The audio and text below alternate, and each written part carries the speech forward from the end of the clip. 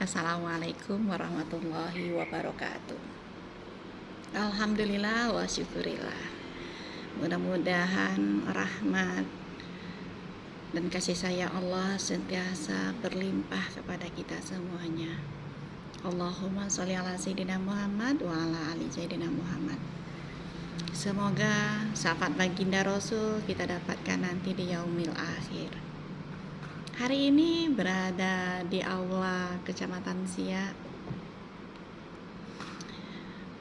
Baru saja terjadi ijab kabul di sini. Ijab kabul. Ijab kabul sebuah pernikahan.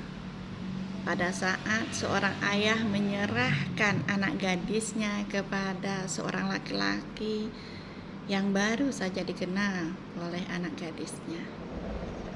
Tetapi seorang ayah dengan tulus dan begitu berkeyakinan menyerahkan buah hatinya seorang gadis yang begitu disayangi, yang begitu dijaga kepada seorang laki-laki yang tujuannya supaya laki-laki tersebut juga menyayangi anak gadisnya seperti bagaimana dia menyayanginya.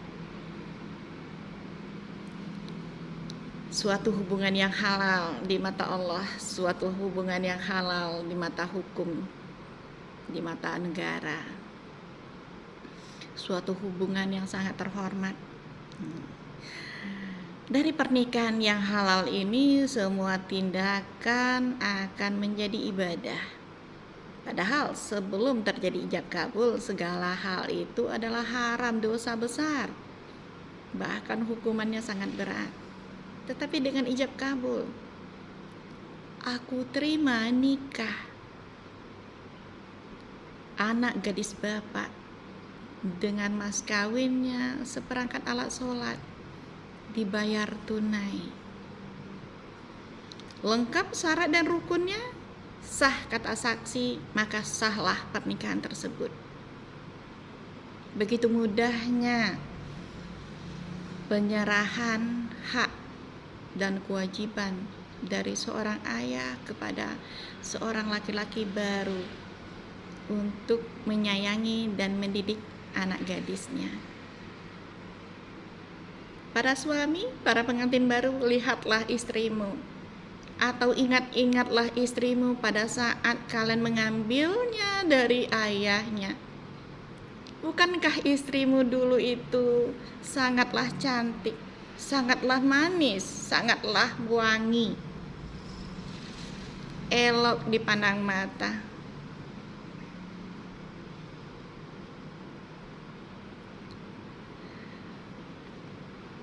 Sebenarnya harapan orang tua juga berharap anak gadis mereka yang cantik molek akan semakin cantik, semakin molek di tangan laki-laki yang baru. Para suami, ingat kembali ijab kabulmu. Aku terima nikah. Aku terima nikah itu bukan hanya menerima hak dan kewajiban yang biasa saja, tapi menerima, aku terima nikah itu punya sesuatu kekuatan yang sangat luar biasa. Menerima semua kelebihan dan juga menerima semua keburukan dari perempuan yang kalian nikahkan. Bukan hanya pada saat itu, tetapi juga menerima semua kelebihan, kekurangan sampai akhir nanti. Pada saat nikah, memang perempuan itu cantik. Pada saat dia gadis, dia sangat cantik, manis, molek, harum, modis.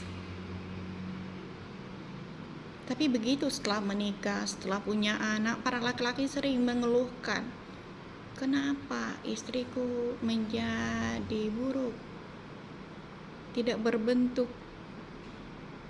istriku bau, istriku tidak pandai mengurus diri, istriku tidak pandai mengurus anak, tidaklah modis, tidaklah menyenangkan mata. tidak sama seperti pada saat dia masih gadis. Ada sebagian laki-laki, para suami mengatakan perempuan itu malas berdandan lagi karena dia sudah ada yang punya, sudah ada yang dapat, maka dia tidak mau lagi berdandan. Itu pendapat yang salah. Bukan tidak mau, cuma tidak sempat. Ya. Kembali kepada ijab kabul.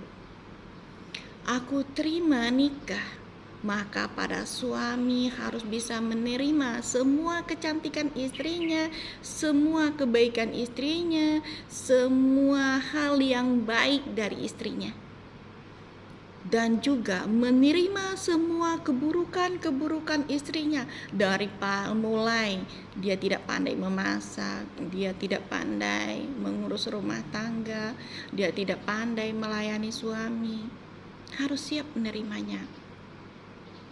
Dan begitu sudah menikah bertahun-tahun, dia mulai tidak cantik, dia mulai tidak modis, dia mulai tidak wangi, maka para suami juga harus bisa menerima itu dengan tulus hati.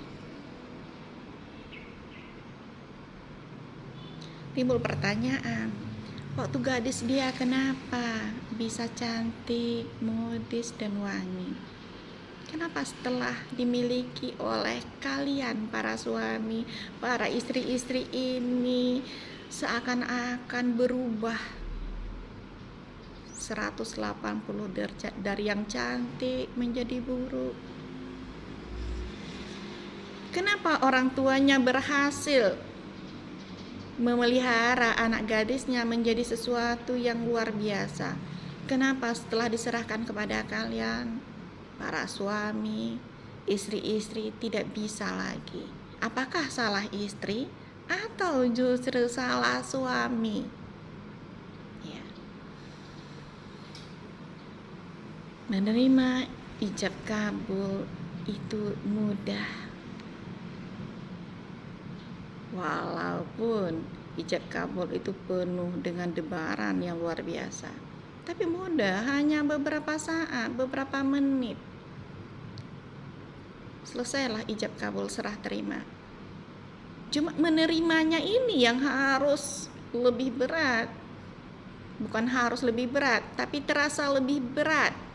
Karena memerlukan waktu bertahun-tahun, berpuluh-puluh tahun, dan itu melalui proses yang sangat panjang. Pada saat setelah menjalani pernikahan baru kita nampak jelas betapa buruknya perilaku istri kita, berapa banyak kekurangan istri kita. Disinilah butuh aku terima nikah.